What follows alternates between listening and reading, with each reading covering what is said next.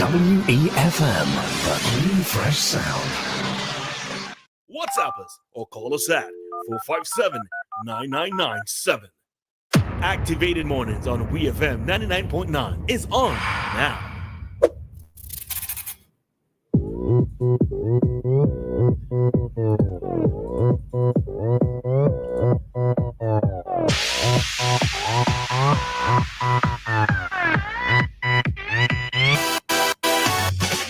Alrighty, so we are back with you for another commentary, another segment of our Activated Mornings program here on WEFM. And at this time, we'll be conducting an interview with Kevan Glasgow, who is a hospital social worker. So, Mr. Glasgow, good morning to you. Good morning, St. Vincent. Thank you for having me. I am really excited to be here with you guys. Another riveting and informative program. So I'm here. I'm happy to dialogue with you. All right. So tell us a little bit about yourself. Yes, I know that you mentioned you're a hospital social worker, but give us a little bit more details. All right. So I am, as you said earlier, medical social worker. I've been at the hospital within the hospital services for almost a decade. Right? I have worked along with the psychiatry team, the psychology team, and I have also have I'm also a part-time counselor too as well, an educator too as well, part-time. So I am a mix of several things. Okay. All right. So let us know in terms of your role what are some of the things that you actually see? Given your profession, what are some of the things that you have observed? What are some of the things that are of concern to you with regards to our overall topic of child abuse and child abuse? All right. So I want to begin by saying that when we talk about child abuse, we have to understand that it's a priority. It's something that is very important, and it's critical that all hands be on deck. So we have to ensure that as a community, as a society, we all play a part in protecting our children. As a medical social worker, we are often the front line in terms of when it comes to abuse coming through the hospital services. And we see different forms of abuse. And quite recently, I was talking to one of my colleagues, and I was saying, oftentimes we neglect that form of abuse called neglect. And that is a critical area too as well, whether it is along the line of malnutrition, um, general personal hygiene, all of these things speak to harm. And so it is critical that we don't overlook and we don't downplay, neglect that form of abuse. But we see a variety of different things coming through the hospital.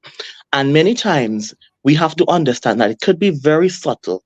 So while a medical practitioner might be doing a review for maybe something that is respiratory or something that is a minor workup as it relates to um, some, maybe the child came in having some pain, or maybe it is not as serious as that, but in their overall review, it is part of their duty to pay attention to the body language, to how the child responds.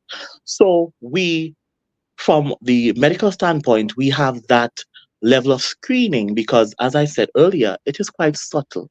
And we have to make it a priority when we take care, when we're looking at our children, we have to ensure that we are protecting them and that we are being very observant. So coming through the hospital what comes through the hospital, a variety of different things. And we have seen different forms of abuse, and it is our duty to be vigilant. It's our duty to report. It is our duty to as well to provide the necessary support. So from the beginning from any admission, it is just protocol for us to observe. It's protocol for us to ensure that while we are looking at this particular condition, we have an overall review of this child, of any child. Okay. From your view as a medical social worker, whenever you encounter these cases, how do you handle them? Where do you go from there? All right. So once any particular case comes to the hospital, sometimes the doctors might be the first point of contact, right? In terms of when they're reviewing, doing their assessment, they notice that something does not seem right. And so they would do further review. And if they're seeing that this might be a form of abuse, we are called immediately. And even if the doctor is not reviewing and the nurse or any practitioner is observant of anything that does not look right or I mean gives the impression that there might be some form of abuse, we are called in. And so we would do a review in terms of assessing the emotional state of the child. I mean, generally social workers we do baseline assessments. So we would do the initial workup in terms of emotions, the support system, and what we are seeing presented to us. But once that comes into the hospital, whether it's myself or a medical practitioner, once we see and there is clear evidence of abuse, it is automatically reported to the relevant authorities. So we would immediately call the police. We would also call Child Protection Unit and inform them of the case. I would prepare the necessary reports, but also I would do my review in terms of the child, how this child is reacting, because one of the things that we have to be mindful of is that we do not want to re-traumatize this child by having them go through a series of questioning and having them going through rigorous dialogue. But we still have to collect information. But because we are also mandatory reporters, it is our duty, and we would normally report to the relevant authorities. And at the same time, we have to assess in terms of the safety of the child.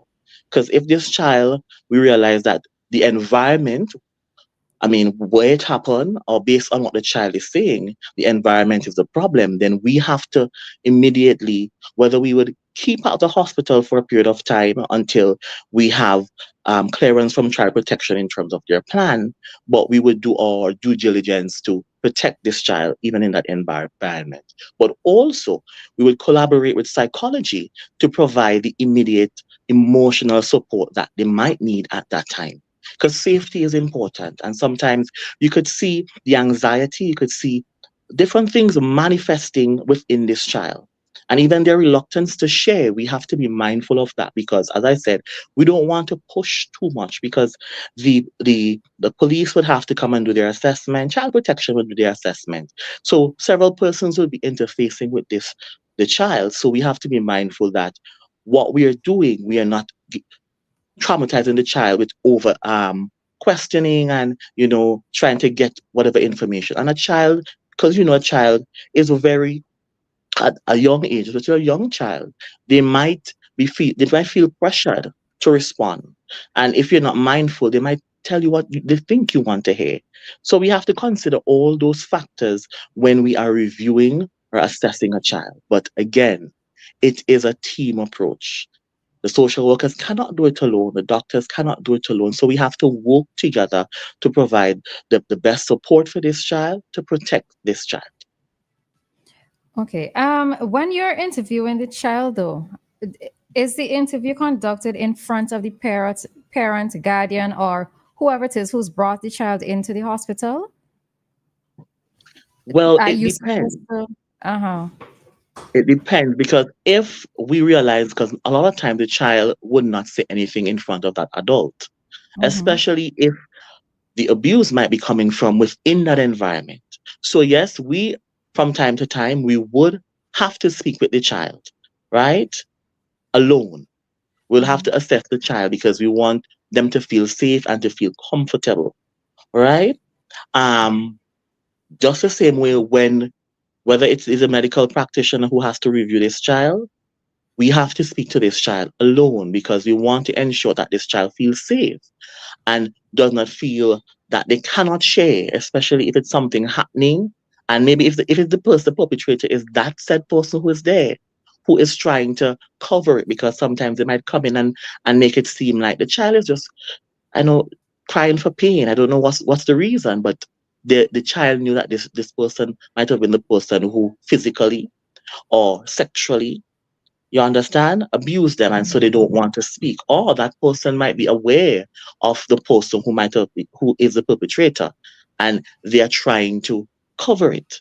And so we have to be mindful of that. So in our interviews, in our reviews, we have to speak to this child alone, right? Whether it is also with our colleagues from the child protection unit, or we sit in with the police, because as I said, it's a team approach. And what we don't want is that I doing an assessment by myself and then child protection, another assessment. So we collaborate so that we could have information together, and then the police taking the statement too as well.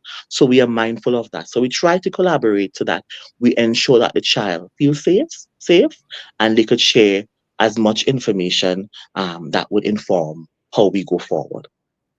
And how do you deal with cases of the adult insisting that they need to be present? Now, if they insist that they need to be present, they have to understand we have our protocols, and we have to speak with this child by themselves. If they, well, then again, we're saying here, I'm saying here also that the police is involved. So if they are reluctant to not to be in the session with the child, then we have to let them know, no, you cannot. While we understand you want to be there, we have to speak to this child alone. So even though they're insistent, right, because they might be fearful that something might be the child might say something, we have to ensure, and that's our protocol, we have to let them know, no, ma'am, we have to also be there with the child, because especially if the child is not comfortable, right, if the child is not comfortable speaking in front of that person, right, if it's another case where the abuse is not within the family, or and they are comfortable speaking in front of that parent, then we could allow them to be a part of the session.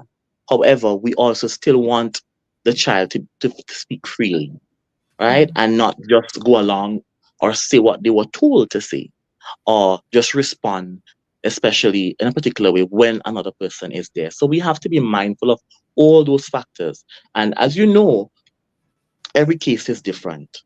But we, as a team, in terms of protecting our children, we have to work together to ensure that we do a thorough assessment and we could develop the best intervention for this child.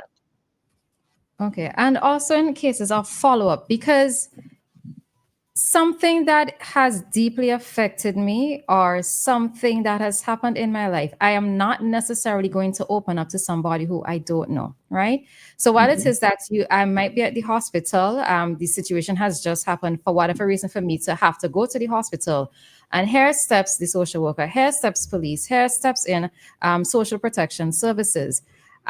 You in that initial interview, I might not open up to you. It would take a while for me to get familiar, for me to get comfortable, for me to get to a place where it is that I can share. This is for me and as adults. It could be even worse for a child. How much follow-up is actually done after the child has been discharged from the hospital? So, very good question. And that is so important because, as you correctly said, sometimes that child would not open up. And even though they open up, we have to understand the emotional impact that whatever situation it is, whatever form of abuse it is, would have on this child. And it would take time with this child to unearth or unpack some of the emotions and some of the challenges that they might be facing. So that is why we work along with psychology. And psychology, while they would also do an initial review, there is that set time for follow-up so that the child would have that space for continued emotional support counseling to deal with whatever trauma or trauma-related stressors that they might have experienced. So that is in place. And also, even with child protection, while they are doing their assessments, they would also have a plan for that follow-up counseling, whether it's through the hospital services or even through their own department, because they would also have counselors. But normally through the hospital, we would have that. And I would also, as a medical social worker, follow up with psychology in terms of any additional support that this child or the family might need. But because we have to also think about the other family members. The perpetrator might not be somebody within the family, might be somebody outside of the family. And the family, they themselves, dealing with the hurt, dealing with the anger. So we also make provisions for persons within the family who might need that support, right? But yes, that is an integral part of the assessment of um, protecting our children, because we want them to be able to function, because we know that this could impact their development, it could impact their overall function and quality of life. And so to mitigate that, we have to ensure that we create that environment, we have that supportive structure for the children. And I would always say it is very easy to build a strong child. And a philosopher said this so well, but it's difficult to fix a broken adult. So we have to do the work. All right, so we have somebody calling us. So we have to do the Hi, work. caller. Good morning. All right, so we have somebody calling us. Good morning. Caller, good morning. Good morning, Mr. Glasgow. Good morning. I had a very disturbing situation in St. Vincent. I'm a Vincentian living abroad. It was a case where an adult was actually pimping a 12-year-old girl. So I went to, I don't know what you call it in St. Vincent, but here we call it social services. I went to social services, I introduced myself, and from the time I mentioned the situation, all the women in the office laughed. They said, don't bother with she. She's a bad girl. She perform acts on men for money. And well, I left there in tears because I couldn't believe I was hearing that. When you come across cases like that, how do you handle it? At least no officer. All right. Thank you for that question and that comment. I'm really sorry that that was the response. But I am a medical social worker at the hospital, and I would tell you that irrespective of whatever history or whatever information we know about an individual, we still have to act and we cannot downplay it, right? I don't think that it should be at any point a laughing matter, right? And for me, whether, as I said, there is history and somebody reports, it is important for us to do our due diligence and to assess to find out, because other times, yes, somebody might be doing things for money, or they might be involved in these activities, but there is an underlying psychological issue. There is a reason why they might be predisposed to this. So we have to see how best we could help. So if it's that we could do an assessment of this individual, we could have somebody reach out to this individual, at least to find out what is happening and to understand the dynamics. Because many times because we hear of or we know about a particular person and their acts, we want to respond in a way that, okay, well, this is that, but we still have to reach out. From my end, I don't take things like that lightly. That's not a laughing matter for me. It's a serious issue because, as I said, there are many reasons why persons they end up in situations, they start developing certain maladaptive behaviors. There has to be a reason. And so it is critical for us to try to understand, try to support. I would feel happy knowing that I would have done something, I would have tried, as opposed to just ignoring. And that is why at the hospital, persons might come in and you might know of their history, you might be trying to work with them, and you might see things recurrent. But it does not mean that you're going to downplay or ignore. You have to still respond. You have to still do your part in trying to help.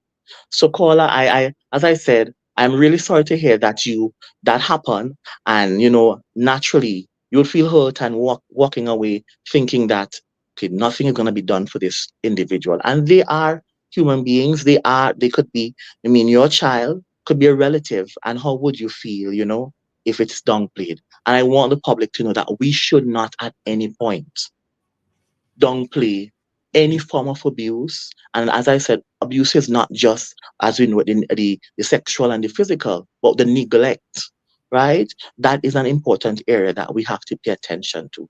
We have to protect our children. We have to protect those who become in contact with, because, as I said, building a strong child is easy. But when we allow these things to progress, we have adults with serious issues, and it's very difficult to work with these broken adults because it takes a lot of work to go back to their childhood to really deal with some of the issues. So I hope that the response was helpful, caller. All right, so I think this will be my final question to you.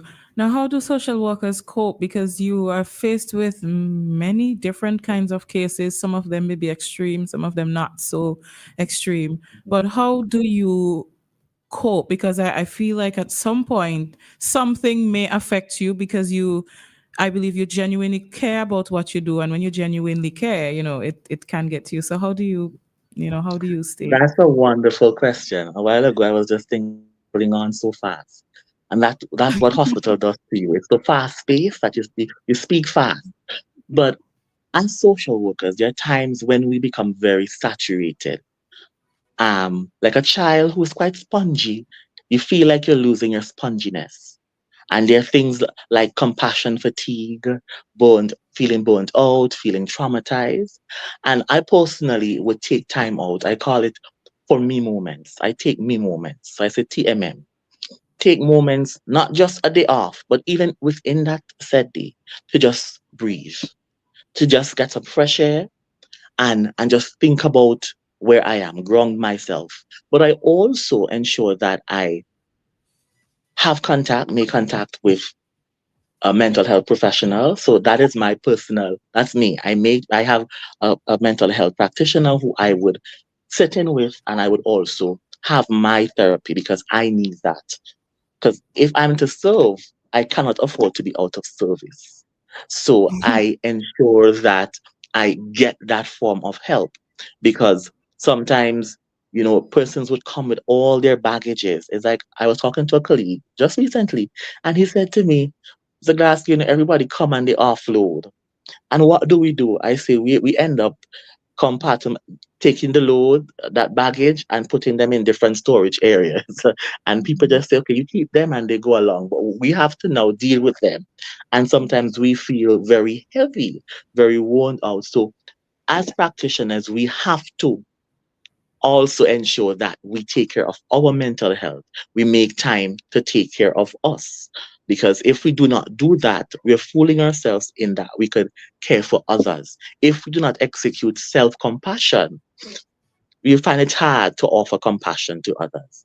So that's in a nutshell for me in terms of how I manage and how I, as a practitioner, how I deal with a lot of these issues. Because you know that there are interventions, but oftentimes the social issues would outweigh the interventions. And then the human resource is also a problem. So you see Mr. Glasgow, and there's another colleague, Miss Johnson, who is based at the hospital. There's Mr. Bailey, who's based in Georgetown. And within the hospital services, there are only three of us. So you could imagine three of us for the whole nation. And this is as it relates to the health sector. Child protection have their own um, workers, but you see how it could be so challenging. But at the hospital, what we do, we try not to work in silos. We work together. So I would work along with psychology. I work along with the doctors, so that we could be there for each other, and we could bounce things off too as well. But outside of that, I ensure that I take care of myself. As I said, to be able to serve, I cannot afford to be out of service. All right. So I'm not sure. Did you answer in terms of the cases that you tend to see most prevalent coming to the hospital from your vantage point? From my vantage point, while we do have cases of sexual abuse, I also find trickling in we have physical abuse, right? And you see children coming in with, markings and different things, and even to the extent where persons are deeming it as punishment. This child did something, and that is punishment, right? And we see, I find that is, while it is not spoken a lot about, it is something that we cannot downplay, right? Yes, I know I grew up getting a good beating. I grew up being disciplined, but being disciplined where you're leaving markings, part of the child's body is swollen. You mean these things we cannot and we have to speak out against. against this, because what I find is that a lot of parents, they are young and they are frustrated. And it's as if what the Bible says, children making children. And so their reaction to a situation is anger and frustration. And they're responding to this child in anger and frustration. And obviously, in that state, you're gonna harm this child. So we work along with child protection. I know that they have a parenting program, and even at the hospital, when we see young teen mothers, we try to have that counseling session with them where we talk to them about the responsibility that they have, right? And their plans in terms of support for this child. And as they go forward, how parenting styles and practices they interact with this child is so important, because the childhood years, those are critical points, and you have to ensure that you nurture this child in the right way, that they could have the best quality of life, and not live in fear and feel unsafe. So I as I said, we encourage, we speak to these young parents. Sometimes they come back in to the hospital. The children might have issues, whether they're failing to try. And then we realize the young parent would have a lot of support from the family, or even though they have support, it's still a challenge. And so we have to again work with them as it relates to how to feed this child, how to ensure the child, is nurtured well. So we do have that, and we try our best. But as I would always say, there's always much more we could do and much more we could say. But one of the things that we have to encourage is that the community, all hands must be on deck to prioritize child protection and care of children. So we have to ensure that as a community, we look out for each other. We look out for these young mothers. We look out for the children. At the school, we have an eye on them. We pay attention, and we create that safe environment that they're able to thrive and they're able to give off their best. Okay. And in speaking of young mothers, whenever a teenage mother presents at the hospital, do you step in those situations? So Are you? once a teen, Mhm. So once a teen mother comes into the hospital, or even within a district setting, we are contacted, or even the nurse or the medical practitioner. If they're, especially if they are minor underage, they're under the age of 14 or they're 13, we always step in. Even if they're over 15, we will step in, because sometimes they still need that support. And it's mandatory that we report. So irrespective of what they're saying, it's my friend, it's my boyfriend, or whether they're going to claim that maybe it's consensual, you are a minor. This is abuse. And it is our duty to report it. So we would always call the police, whatever district they're from, whatever area they're from, we inform the police, because it is mandatory that we report. And the police will do their investigation. Will also inform child protection, because if we see there's a need, maybe for this child to be placed in a different environment, the jurisdiction for placement and that sort of support is from the child protection unit, from that division. So we definitely inform them that we're recommending that this child be removed, given the nature of their circumstances. And they will do their own review to ensure that they act in the best interest of the child. Not just what we want, but in the best interest of the child. Well, the two children, Mhm.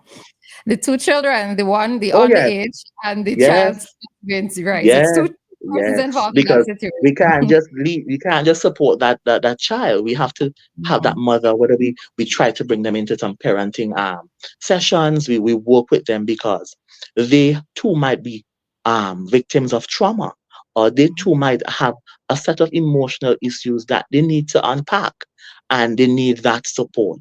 So we have to look at all the parties involved, because as a family, and what we want to promote and encourage is to have that family environment and support for all, because that is critical.